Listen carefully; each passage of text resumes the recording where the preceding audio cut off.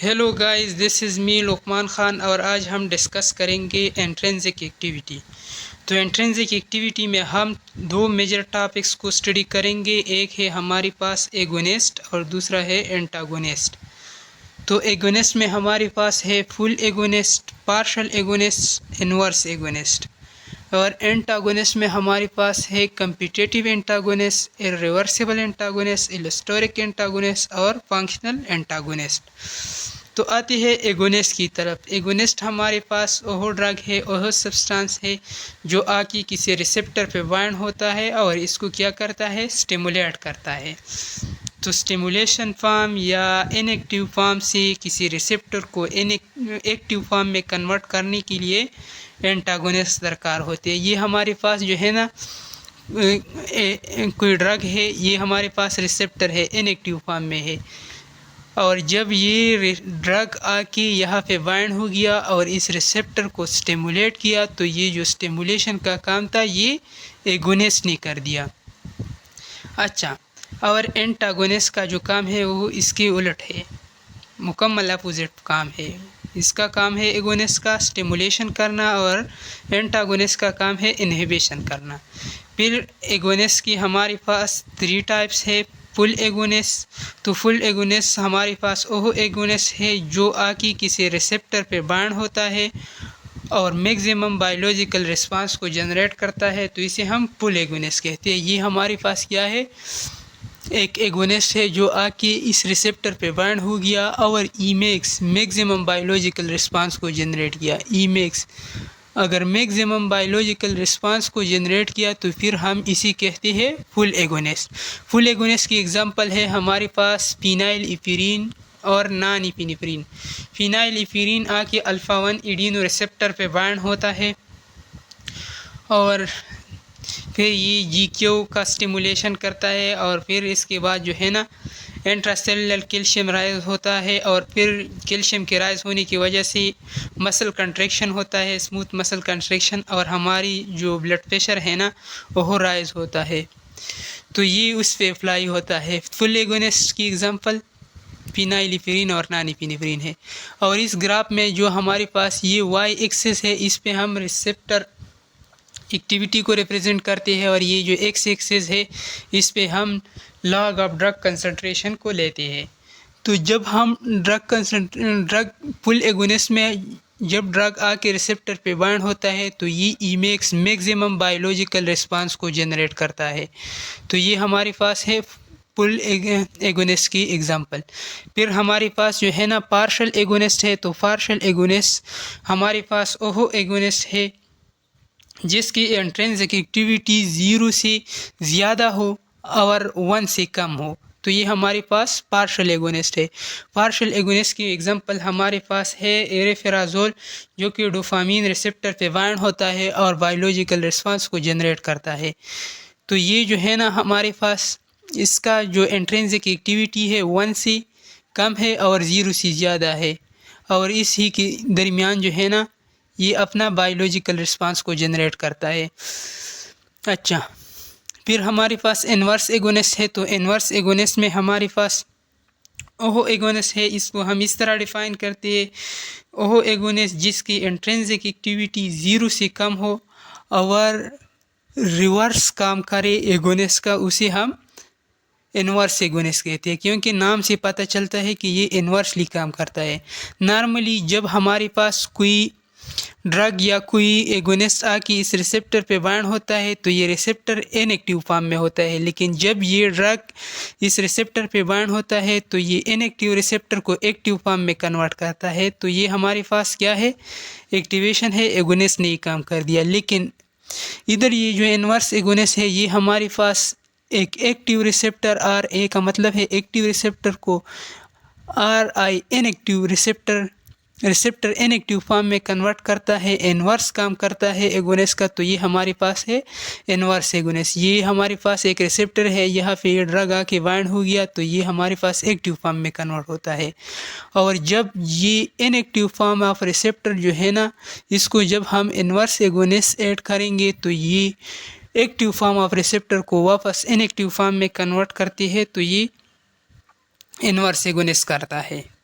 अच्छा, तो ये हमारे पास थी फुल एगोनिस्ट, पार्शियल एगोनिस्ट और इन्वर्स एगोनिस्ट। इसके बाद हम डिस्कस करते हैं एंटागोनिस्ट। तो एंटागोनिस्ट में हमारे पास है competitive antagonist, irreversible antagonist, allosteric antagonist, functional antagonist. तो एक एक को हम डिटेल के साथ अब डिस्कस करेंगे।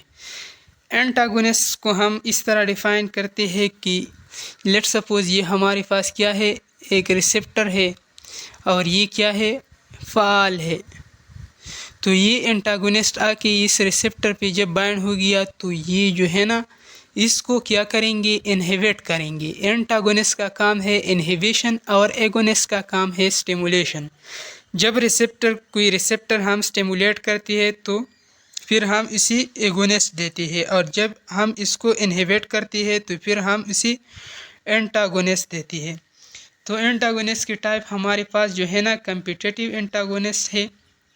तो कम्पिटिटिव एंटागोनिस्ट में हमारे पास लेट सपोज ये क्या है, एक रिसेप्टर है और यहाँ पे ये जो है ना एंटागोनिस्ट आके बाइंड होता है। तो जब ये इस रिसेप्टर के साथ compete होता है तो इसे हम कम्पिटिटिव एंटागोनिस्ट कहते हैं। और इसकी एग्जांपल हमारे पास एंटी हाइपरटेंसिव ड्रग्स है टेराजोसिन, जो कि compete करता है एंटोजीनियस लिगेंड के साथ अल्फा 1 एडीनो रिसेप्टर पे, और वेजिकुलर स्मूथ मसल जो है ना इसकी जो है ना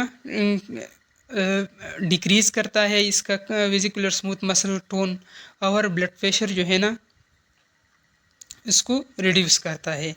तो ये हमारे पास है कम्पिटिटिव एंटागोनिस्ट। अच्छा, कम्पिटिटिव एंटागोनिस्ट के बाद हमारे पास दूसरा जो है ना, कम्पिटिटिव का उलट जो है ना वो है इनकम्पिटिटिव एंटागोनिस्ट। तो इनकम्पिटिटिव जो कि compete नहीं करता, और कम्पिटिटिव एंटागोनिस्ट जो रिसेप्टर के साथ compete करता है। तो कम्पिटिटिव एंटागोनिस्ट हमारे पास वो एंटागोनिस्ट है जो कि एगोनिस्ट की पोटेंसी को रिड्यूस करता है, और नॉन कम्पिटिटिव एंटागोनिस्ट वो एंटागोनिस्ट है जो कि एगोनिस्ट की एफिकेसी को रिड्यूस करता है। तो एक हमारे पास एफिकेसी को रिड्यूस करता है और दूसरा हमारे पास क्या, एगोनिस्ट की पोटेंसी को रिड्यूस करता है। जो एगोनिस्ट की पोटेंसी को रिड्यूस करता है उसे हम क्या कहते हैं, कम्पिटिटिव, और जो एगोनिस्ट की एफिकेसी को रिड्यूस करता है इसे हम कहते हैं नॉन कम्पिटिटिव। अच्छा, फिर इसके बाद जो है ना इर्रिवर्सिबल एंटागोनिस्ट। तो इर्रिवर्सिबल एंटागोनिस्ट जो है ना वो रिसेप्टर के साथ कोवेलेंटली बाइंड करता है, एक्टिव साइट पे बाइंड करता है, और परमानेंटली जो है ना नंबर ऑफ रिसेप्टर वो ब्लॉक करते हैं। तो इसे हम क्या कहते हैं, इर्रिवर्सिबल एंटागोनिस्ट। जो आके रिसेप्टर पे बाइंड होता है, कोवेलेंटली एक्टिव साइट पे बाइंड होता है और नंबर ऑफ रिसेप्टर को परमानेंटली ब्लॉक करता है, तो इसे हम इर्रिवर्सिबल एंटागोनिस्ट कहते हैं।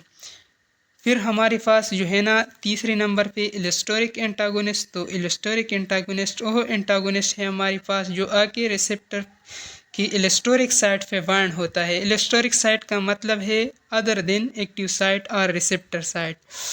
एक्टिव साइट या रिसेप्टर साइट की किसी दूसरी के अलावा किसी दूसरे साइट पे आके बाइंड होता है और क्या करता है, रिसेप्टर की एक्टिविटी को प्रिवेंट करता है। तो इसे हम एलोस्टेरिक एंटागोनिस्ट। अच्छा, तो एलोस्टेरिक एंटागोनिस्ट जो है ना ये हमारे पास रिसेप्टर है, इस रिसेप्टर पे गाबा आके बाइंड होता है और क्लोरीन चैनल को क्या करता है, ओपन करता है और मेम्ब्रेन को हाइपरपोलराइज करता है। तो गाबा मेम्ब्रेन को हाइपरपोलराइज करता है, तो गाबा इधर आके इस रिसेप्टर को फुली कवर किया है, फुली तौर पर यहाँ पे अटैच हुआ है। लेकिन पेक्रोटॉक्साइन जो है ना यह आके गाबा रिसेप्टर वाली साइड पे न बल्कि इस दूसरी साइड पे बाइंड होता है, क्लोरीन आयन चैनल को क्लोज करता है। तो क्लोरीन अंदर नहीं जाता और इसको क्या करता है, इनहिबिट करता है। तो एलोस्टेरिक एंटागोनिस्ट की एग्जांपल हमारे पास पेक्रोटॉक्सिन है जो कि क्लोरीन आयन चैनल को क्लोज करता है गाबा रिसेप्टर, इवन कि गाबा रिसेप्टर ने इसको फुली कवर किया हो, फुली तौर पर अटैच हुआ हो। फिर हमारे पास चौथे नंबर पे है ना फंक्शनल एंटागोनिस्ट। तो फंक्शनल एंटागोनिस्ट में हमारे पास 2 टाइप रिसेप्टर है, एक है हिस्टामिन और दूसरा है इफिनेफ्रिन।